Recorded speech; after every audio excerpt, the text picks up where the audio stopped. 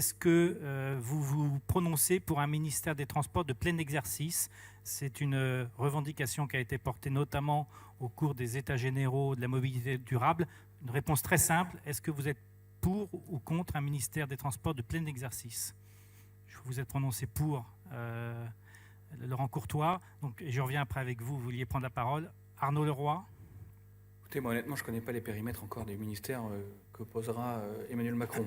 Ce que je sais, c'est que nous voulons avoir, je sais que c'est une formule un peu éculée en termes de campagne, un gouvernement resserré. Donc comme, je peux vous dire, vous allez voir les gens du tourisme. Les gens du tourisme veulent un ministère dédié. Vous allez voir les gens de la mer, que je connais très bien, ils veulent un ministère dédié. Ça va être compliqué.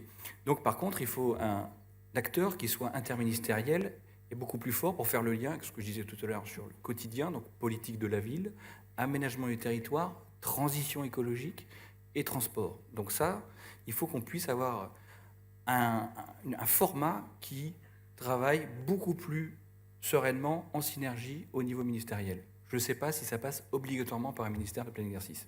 Christine Revaud-Dallon-Bonnefoy. Oui, pour un ministère de la mobilité, pas des transports, de la mobilité, de toutes les mobilités, et dans lequel il y aurait aussi les aspects, j'espère qu'on va en parler, liés aux voitures, aux pollutions, au diesel, tout ça. Que c'est le sujet dans 2 minutes. Reviennent dans le giron de ce ministère-là, et pas entre Bercy d'un côté et puis le ministère de l'Environnement de l'autre. Vous voulez dire améliorer les relations. Également, dans ce ministère, il faudrait intégrer les questions liées à la sécurité routière.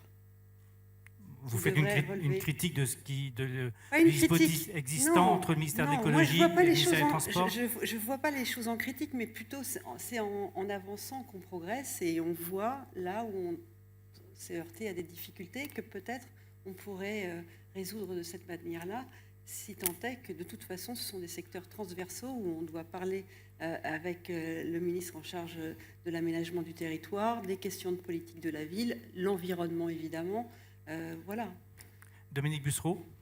Les structures ministérielles n'ont pas beaucoup d'importance en soi. S'il devait exister un ministère des Transports, il devrait être lié avec l'aménagement du territoire.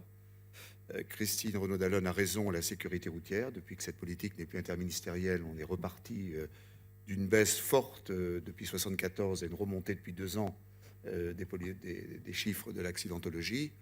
Et puis, ayant été 2 fois secrétaire d'État au transport auprès d'un ministre qui est un vrai ministre à plein temps, je ne peux qu'être pour. François Devoyer. Dans les 144 propositions de Marine Le Pen, il est prévu la création d'un grand ministère, donc de l'aménagement du territoire, de la ville et des transports. Par ailleurs, j'en profite pour en parler parce qu'on est parmi les seuls vis-à-vis de l'uberisation, un secrétaire d'État aux mutations économiques dédié au changement, justement pour que l'État soit en capacité de réagir très vite face aux évolutions du numérique.